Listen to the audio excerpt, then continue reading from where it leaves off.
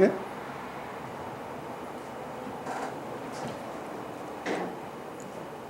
우리가 거룩하게 먼저 해석을 합시다. 거룩하게 해석을 하려면 14절에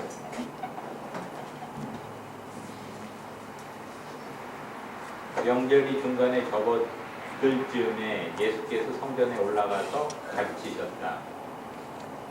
계속해서 네. 유대 사람들이 놀라서 말하였다. 이 사람은 배우지도 않았는데 어떻게 저런 학식을 갖췄을까? 예수께서 그들에게 대답하셨다. 나의 가르침은 내 것이 아니라 나를 보내신 분의 것이다. 하나님의 뜻을 따르려는 사람은 누구든지 이 가르침이 하나님에게서 난 것이지 내가 내 마음대로 말하는 것인지를 알 것이다. 자기 마음대로 말하는 사람은 자기의 영광을 구하지만 자기를 보내신 분의 영광을 구하는 사람은 진실하며 그 사람 속에는 불의가 없다. 모세가 너희에게 율법을 주지 않았느냐? 그런데 너희 가운데 그 율법을 지키는 사람은 한 사람도 없다. 어찌하여 너희가 나를 죽이려고 하느냐? 무리가 대답하였다. 당신은 귀신이 들렸소. 누가 당신을 죽이려고 한다는 말이오? 예수께서 그들에게 말씀하셨다. 내가 한 가지 일을 하였는데 너희는 모두 놀라고 있다. 모세가 너희에게 할례법을 주었다. 사실 할례는 모세에게서 비롯한 것이 아니라 조상들에게서 비롯한 것이다. 이 때문에 너희는 안식일에도 사람에게 할례를 준다. 모세의 율법을 어기지 않으려고 사람이 안식일에도 할례를 받는데 내가 안식일에 한 사람의 몸 전체를 성하게 해주었다고 해서 너희가 어찌하여 나에게 분개하느냐? 겉모양으로 심판하지 말고 공정한 심판을 내려라.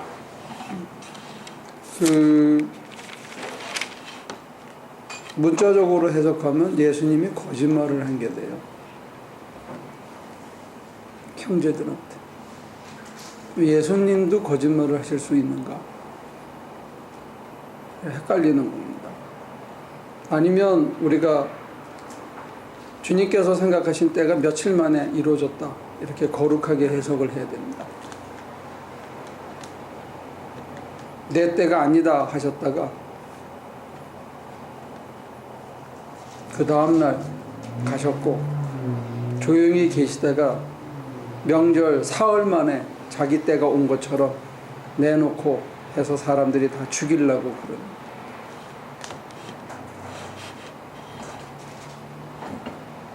잘 모르겠죠. 저도 잘 모릅니다. 이건 왜 그러셨는지.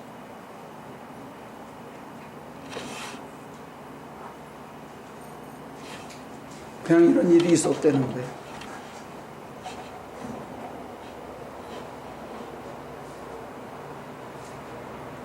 여러분들은 걸 제가 다 알고 따라가기 참 힘듭니다. 어떤 때는 모르는 일도 있습니다. 주님이 마음을 바꾸신 것만 같은.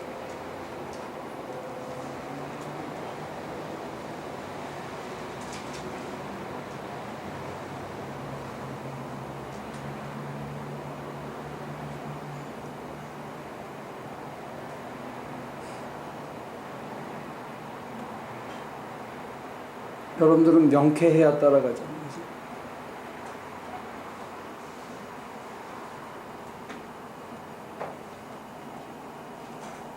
어떤 때는 모호한 때도 있습니다. 신앙.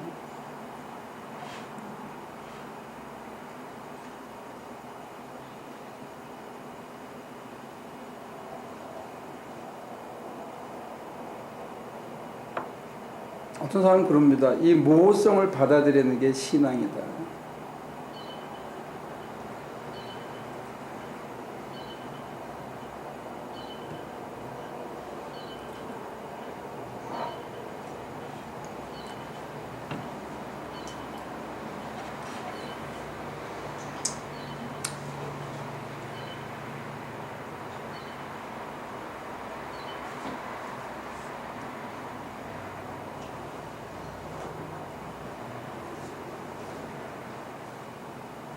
여러분들 같으면 예수님이 나한테 거짓말 한 것만 같은 나로서는 그런 일이 벌어졌을 때 여러분들은 이걸 받아들일 수 있겠는가?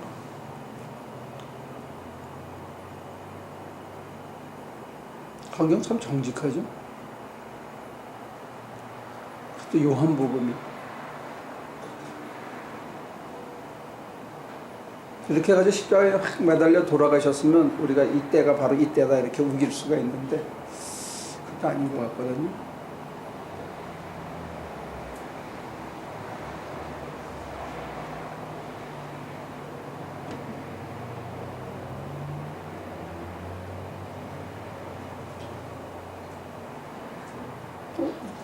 이렇게 어떨 때는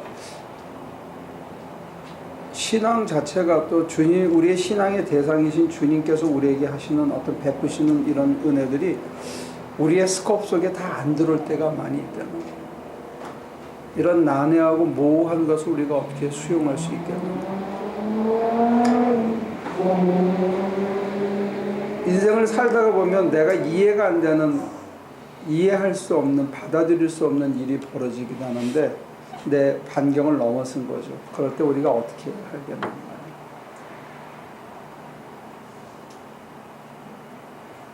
예수님께서는 형제들한테조차 배척을 받았거든요. 형제들조차 불신하고 있습니다. 근데 형제들한테 얘기해놓고 그 다음날 아무도 모르게 올라갔어요. 그럼 가만히 숨어 지내다가 와야지 왜 갑자기 또 마음을 바꿔가지고 명절 중간에 그것도 성전에서 요 뒤에 보면 사람들이 죽이려고 하는 사람들이에요. 근데 대놓고 성전에서 가리킨데 왜 너네는 꼼짝도 못하냐 이런 증언이 나오거든요. 그러니까 예수님께서 내놓고 까발겨서 다 얘기하는 거예요. 근데 왜 그전에는 그런 얘기 하셨을까? 우리에게 낯선 장면입니다. 성경에는 이런 것도 기록하고 있다는 거예요. 정직하게.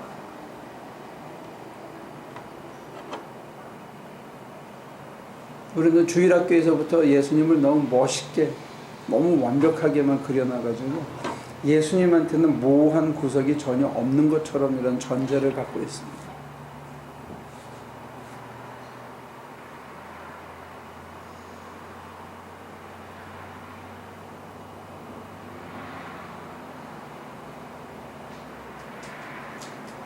이대로 만약에 적용을 해서 만약에 여러분들한테 예수님이 나타나셨어.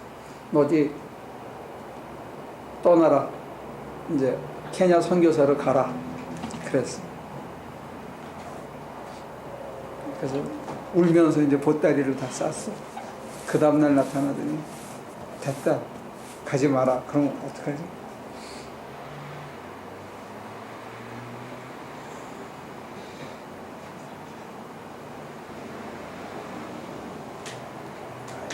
네? 아니, 그 애들은 정직하게 그럴 때 얘기할 겁니다. 뻥이요 그렇게 얘기할 텐데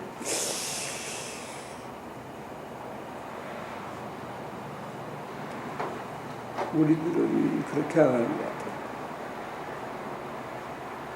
그게 우리 속에 남아있는 불신의 뿌리를 자극할 가능성이 많이 있습니다.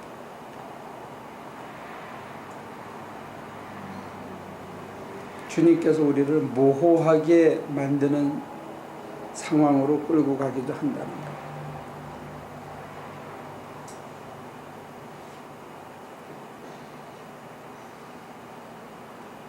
어떤 때는 사막처럼 전혀 주님이 나타나지 않는 때도 있습니다. 아무 소리 안 하고 홀로 버려둔 것처럼 우리를 혼자 이 세상에 뚝 떨어진 것처럼 지극히 단순한 고생이 반복되는 시절을 허락할 때도 있습니다. 그거를 어떤 목사님들은 멋있게 그렇게 설명하죠. 눈 발자국이 있는데 발이 4개였는데 어디서부터는 2발자국밖에 없었다. 돌아보니까 내 인생에 제일 괴로운 시기였는데 왜 날 버리셨는가? 그랬더니 주님이 그때는 내가 너를 얻고 간 때였다 뭐 이렇게 얘기하는데, 제가 들으면 지랄을 하세요 같아요. 지금 내가 당장 죽겠는데 어떻게 그렇게 멋있는 생각이 들겠냐 이거지. 네, 하나님께서 우리를 어떤 때는 마치 우리를 포기하신 것처럼 전혀 들리지도 않고 전혀 보이지도 않고 전혀 맴돌 때가 있다. 그 중에 한 케이스는 내가 하나님을 향해서 등을 돌린 때가 있다는 거예요. 여러분들이 지금 신앙생활을 잘 하시는 것 같고 교회를 잘 다니지만 어느 순간에 내가 하나님을 향해서 등을 돌릴 때가 있다는 거예요. 그때는 안 들립니다. 확실하게. 근데 더 힘든 때가 언제 오느냐면 그때는 퍼석퍼석 소리가 나 인생에. 근데 어떤 때는 잘 따라하고 은혜 체험을 하고 매일 만나는 것 같은데 어떤 때 전혀 안 들릴 때도 오면. 근데 이 스테이지는 다른 스테이지입니다. 성장으로 본다고. 근데 우리 입장에서 경험되어지는 거는 이 스테이지에서도 하나님께서 우리를 허락하셔서 여기에 들어간 사람들은 여기하고는 달리 흔들림 없이 간다는 거예요. 지금 이 형제들 같은 경우는 퍼석퍼석 소리가 나는 경험이고, 여러분들이 신앙생활을 깊이 했는데 어느 날 하나님의 부재를 경험할 때가 똑같이 오는 때가 있는데 그때는 전혀 흔들리지 않는다는 거예요. 있거나 없거나 느끼거나 안 느끼거나의 차이 없이 그냥 갈 수 있다는 거예요. 모호성을 받아들이고. 두 개의 다른 경험입니다. 근데 지금 이 단계는 여러분들이 하나님을 부정하며 하나님의 등을 돌리면 인생이 퍼석퍼석한 경험을 계속, 껍데기는 교회를 다닐 수도 있고 별짓을 다 할 수 있는데 자기 속에서는 하나님이 안 계신 거예요.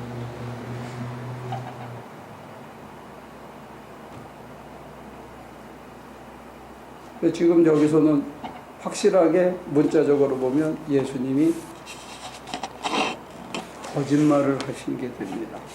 못 알아듣는 사람.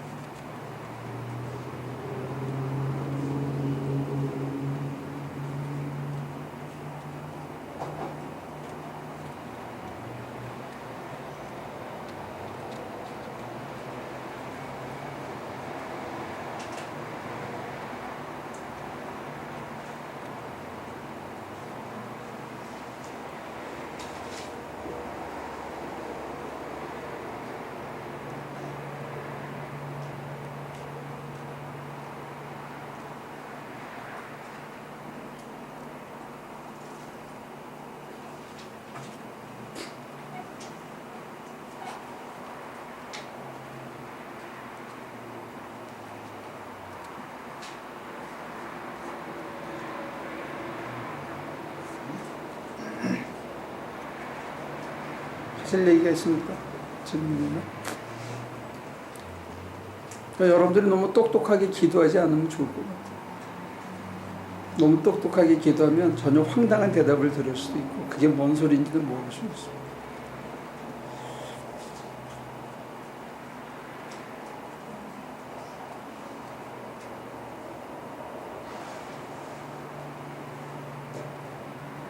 형제라고 해서 별로 봐준 게 없는 것 같아요.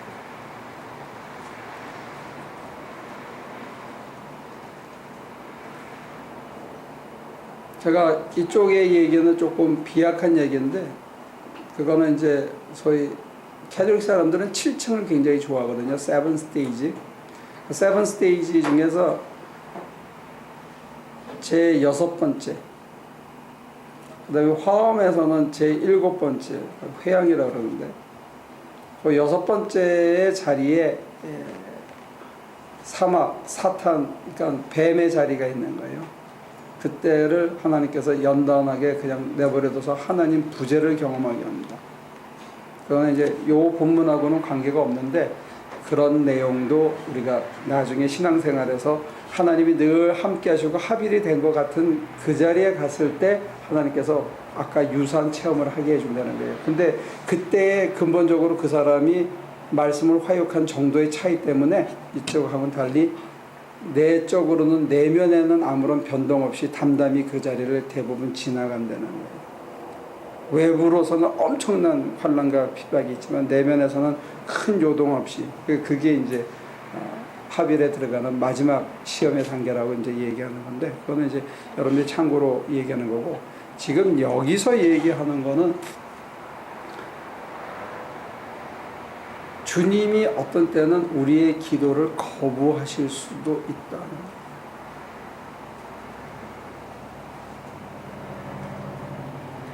우리가 배운 거는 부르짖어라 내가 응답하겠고 이렇게 알고 있는데 내 기도를 거부하실 때도 있고요. 전혀 안 받아주시고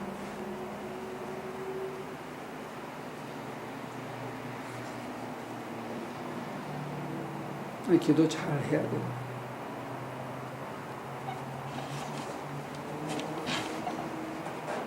이 결론이 별로 안 좋네요. 미안합니다. 어떻게 하겠어요. 우리가 아무리 소리 지르고 부르고 해도 주님께서 내가 원하는 대로 응답 안 해주실 때도 있다. 그러면 기도의 응답은요, 신앙이 뭐 어느 정도의 연륜이 되고 어느 수준이 돼야지 그 얘기를 해주시고 주시는 거예요? 만나주시는 거예요? 아니죠. 그 어떤 예화가 있죠. 그 뭐지? 치킨 soup for the soul인가? 그런 예화집이 있는데 거기 보면 비가 오게 해달라고 막 기도를 했어. 그리고 이제 일요일 날 모여서 한 방에 밤에 다시 기도하자 그랬는데 사람들이 쫄래쫄래 왔는데 어떤 요만한 애만 우산 쓰고 장화까지 신고 왔어. 그래서 사람들이 놀라서 야, 너 왜 우산을 왜 쓰고 왔냐는데 우리가 계속 기도했고 오늘 비 오게 해달라고 기도하러 모이지 않았느냐. 거기서 얘기하는 포인트는 그거죠. 신앙의 연조에 따라서 그렇게 되는 건 아니죠. 근데 또 하나의 제가 확대 해석하는 건 뭐냐면 그 아이가 자기 자신의 사사로운 유익을 위해서 기도했느냐 이런 측면이에요. 기도의 성격상 우리의 기도는 자기 문제에 매달려 있는 경우가 많이 있어요. 그런 기도는 응답 안 하실 때도 많이 있다는 거예요. 그래서 예수님께서 주기도문을 가르쳐 줄 때 먼저 그의 의와 나라를 구하라 하는 것을 먼저 설명을 하셔요. 뭘 먹을까 뭘 입을까 네 문제는 구하지 않아도 그건 이방인들이나 구하는 거고 네가 이거 구하면 그건 저절로 따라온다 이렇게. 근데 사람들이 자기 문제에 대해서 기도하는데 오늘 여러분들이 3단 논법을 써서 주님한테 항변하고 따지고 이래야만 되겠습니다. 해 주셔야만 됩니다. 해도 대답 안 하실 때가 있다. 제가 이런 얘기하면 그 조윤기 목사님이 굉장히 싫어하시겠지만 제 경험으로 보거나 안 되는 게 있는 것 같아요. 그분 바꾸게 해달라고 성도들이 많이 기도하는데 잘 안 바뀌는 거 보면 하나님이 응답 안 해주실 때도 있는 것 같아요. 여러분들이 남편 좀 바꾸게 해달라고 기도를 쎄빠지게 해도 응답 안 해주실 때가 많다는 거. 너나 잘해라 그렇게 얘기하실 때가 많다는 거.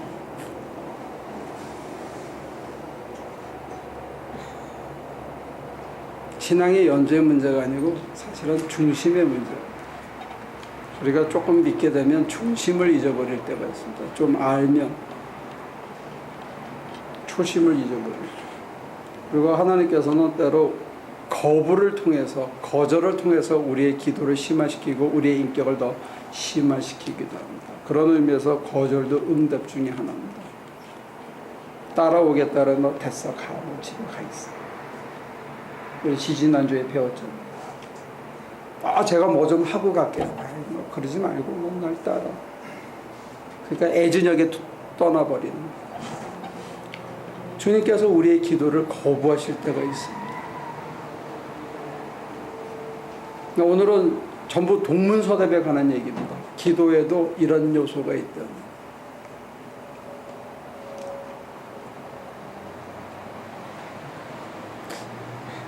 기도의 의지를 제가 오늘 확실하게 꺾었나요?